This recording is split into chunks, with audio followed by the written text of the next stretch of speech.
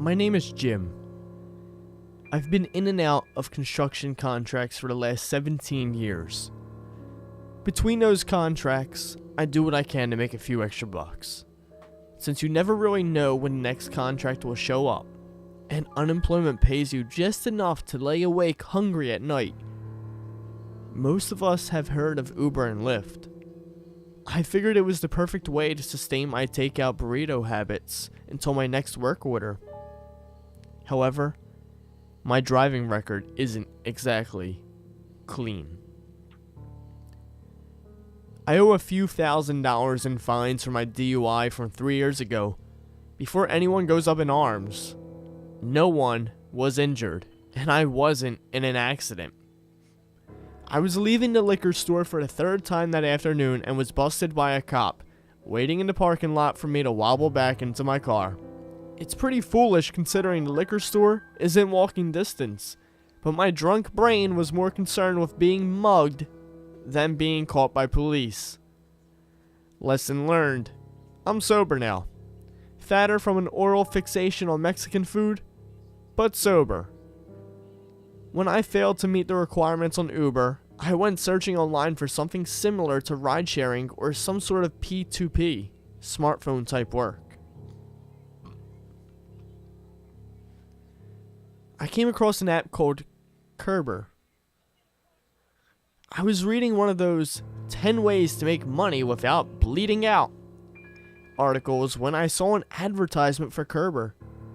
On the side of the article, big orange letters glowed against a black background with the phrase, "Hellish commutes made heavenly." I found that to be cheesy marketing, but since I've never heard of this specific company before, I figured they were a startup and wouldn't be too picky about participants. I went ahead with filling out a brief application, submitted, and hoped for the best. This is where it started to get weird. Immediately after I hit submit, my phone rang. It was 11:47 p.m. When I pissed myself to the phone ringing, I looked at my phone to see unknown illuminating the screen in my dimly lit bedroom. I don't answer those calls during regular business hours, let alone during the late night. I decided to respect their privacy, ignore the call, and not bother to find out who was calling me. I shoved another taquito in my face and made my way towards my unmade bed. As soon as I dove into my flattened, stale pillows to begin my pity party, my phone rang again. It still said, unknown, but it was now coming in as an emergency. Why? I answered the phone to a woman's voice veiled with a cheerful disposition that had to be fueled by caffeine and cocaine. "Hello, is this James Atwell?" she chirped. Yeah. Who is this?" "Hi, this is Adeline of Cerber calling you back about the application you just submitted." "Oh, I was still tonguing chicken taquito out of my teeth. Hi, that was awful fast. Did I submit incorrectly?" I said with clear apprehension but moderate enthusiasm. These folks were fast. "No, not at all." I could hear her clicking her mouse as she spoke to me. "I just wanted to alert you that we have reviewed your application and would like to know when you could start." I struggled to get some pants on. Cradling the phone between my ear shoulder, I finished buttoning my pants and said, "Now, I guess? Are people active this late?" "Oh yes, our most active hours are between 10 p.m. and 4:30 a.m. She stops clicking her mouse. "Please download the application onto your phone. Quickly make a profile and you'll be ready to receive requests. Do you have any questions?" I can hear her smiling. Gross. No, I don't think so," I say as I finish zipping up my jacket. "Wonderful. Thank you for choosing Cerber. Give them hell, Jimmy boy." She hung up before I could respond. Give them hell? What the actual... Okay, well, no time to waste, I suppose. I download the app, make my profile, and mark myself as available. I drive a relatively new SUV, so I'm not exactly convinced I'll be first pick. Gas isn't cheap, and everyone wants to save money. This means I have some time to clean up the taco foils and cardboard boats out of my car. About 20 minutes into trying to alleviate my car of the turgid smell of jalapeno and old cheese, I got my first ring.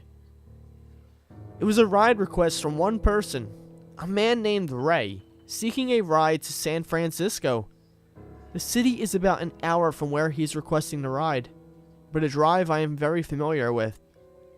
I tap on accept, throw the bag of trash in the garage bin, and start heading over to the pin location. To my surprise, I was directed to a neighborhood that was just a few blocks away from me. I parked outside of a post 80s style suburban home, coated in sharp spackle and salmon pink paint. From the door, I see Ray emerge from his pastel green door immediately. I knew something was off. Ray was obscenely tall. He had to be an easy 7.5 feet, slouching. He shoved his pallid hands into the pockets of his gray jacket, hood pulled well over his head so that his face wouldn't be seen. His long, thin legs, adorning blue jeans and clean black dress shoes, carried his slender frame at a calm stride to my vehicle. As he came closer, I noticed he was wearing a tie and a formal jacket under his normal hoodie. Different strokes, I guess. He approached my window, his head down, and said, "Jim?" "Yeah, you're Ray?" He sounds so normal. This man is anything but. "Yeah. Would it be too much trouble to ask you to fold the first row seats for me? Because, you know." He gestures below his torso to his knees, all while still keeping his head down. He didn't want me to see his face, but I didn't feel threatened by him, so I just ignored his lack of eye contact. "Yeah, sure, no problem at all." He steps back so that I can open my door and access the back seat. I folded the first row of seats so that the third row was the only place left to sit. Ray climbs in, takes his seat, and buckles up. "Thanks, man." "Of course.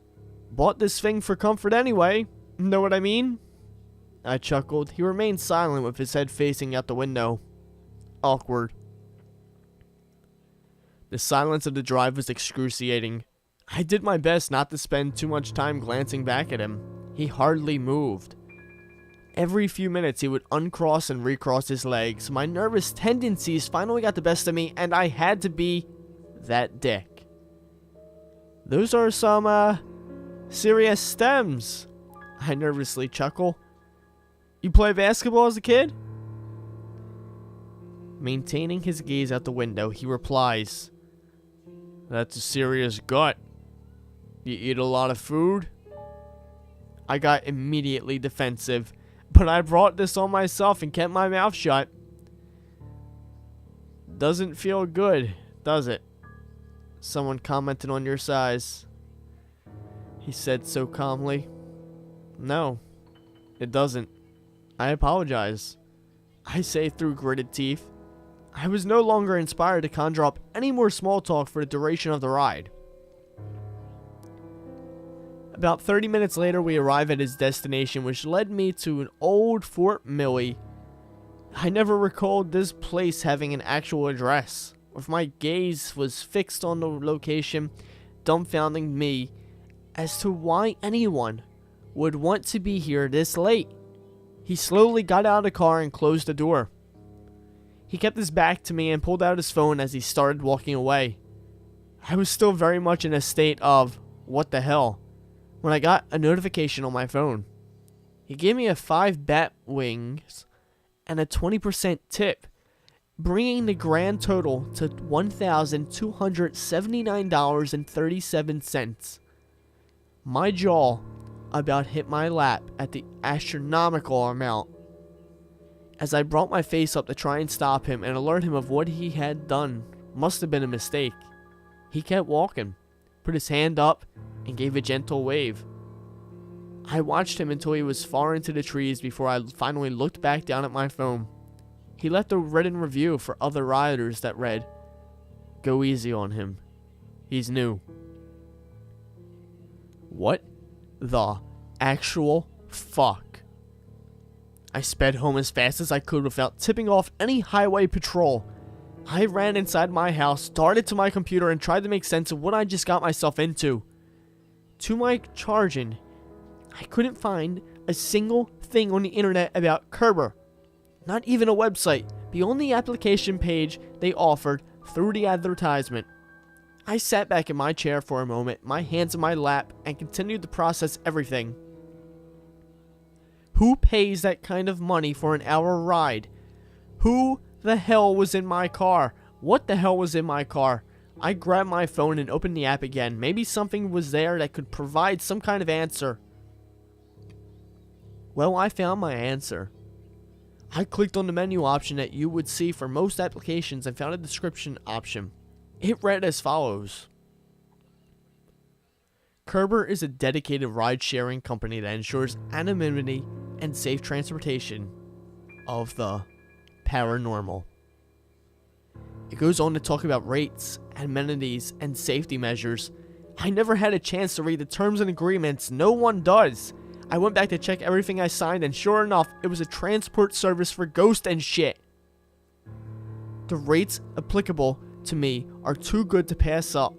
2/3 of what it costs to pay my mortgage was made in a matter of an hour. Maybe this is dangerous. Maybe it's absolutely insane. But I'm going to stick this out and see where it takes me. I will update as often as circumstances permit. This is going to be wild.